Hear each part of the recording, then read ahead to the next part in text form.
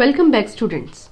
In the previous lecture, we had discussed about the advent of East India Company, Battle of Plassey and Battle of Buxar. Children, Battle of Buxar was ended with the Treaty of Allahabad in 1765. So today we will start our lecture from 1765 onwards. Students, in 1765, Robert Clive became the first Governor General of Bengal, and he introduced the dual government system. It means the system where the Nawab performed all the responsibilities but had no powers or resources. On the other hand, the company had all powers but no responsibilities. Now let's take its features. The first one is collection of revenue. That was Diwani. So children, it was the power of the British company to collect the revenue of that particular area. Number 2, Nawab got responsibilities in the form of Nizamat, which means the power to hear the cases related to military and criminal. Number 3, Nawab got a small share of revenue to run the administration. So what happened when this system was applied? Children, this system became a big failure for the Nawab and the company's officials earned great wealth. It was proved when a famine broke out in Bengal in 1770. No help was provided by the company to the common man.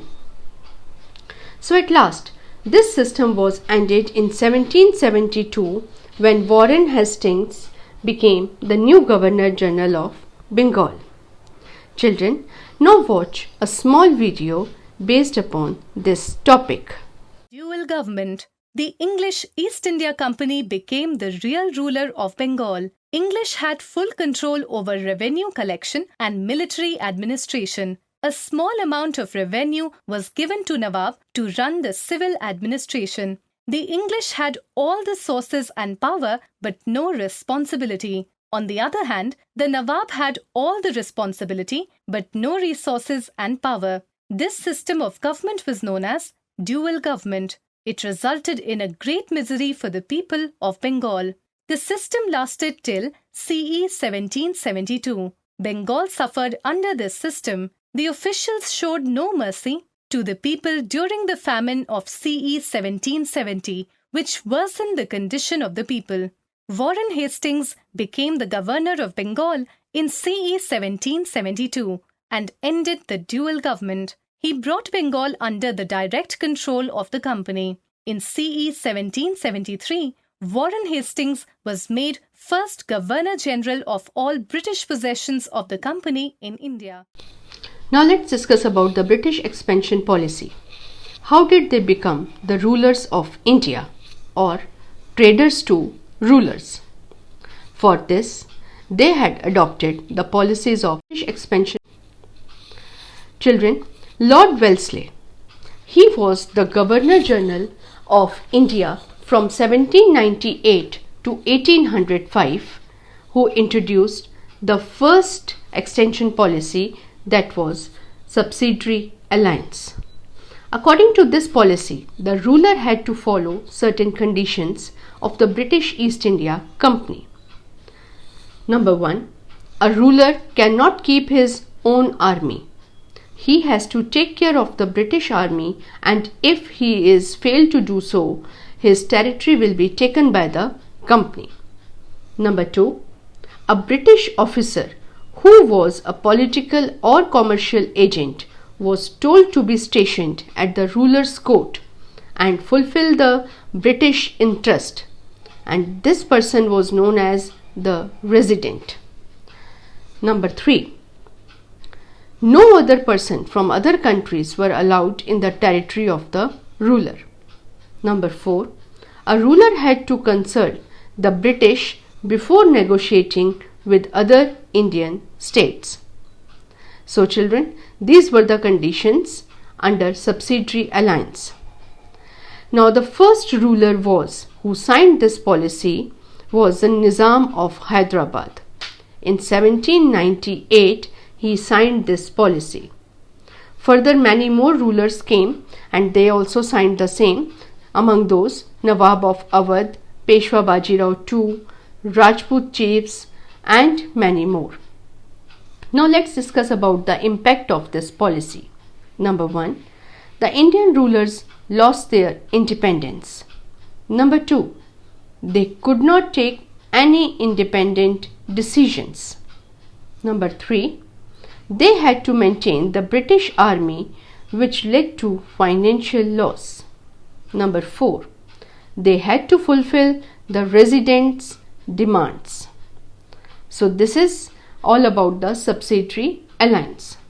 Let's discuss about the other policies which were introduced by Lord Dalhousie. Children, Lord Dalhousie was the Governor General of that time and he introduced doctrine of lapse. Children, the doctrine of lapse means an independent state would pass into British hands if the ruler died without a natural male descendant. It refused to recognize the right of adopted children to inherit the throne but allowed them the right to private property.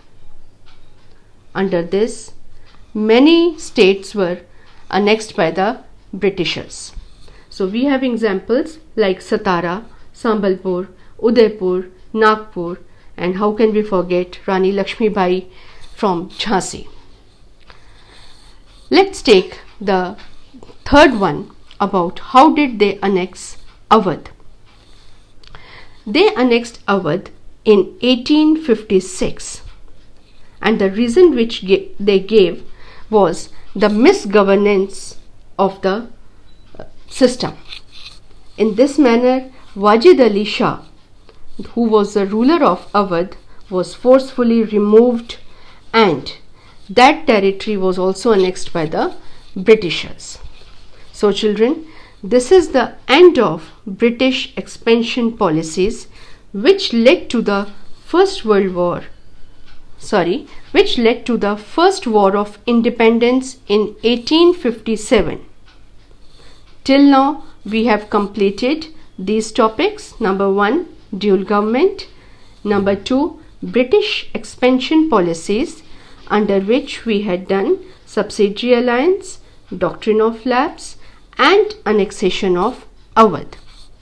So children, this is all about in this lecture.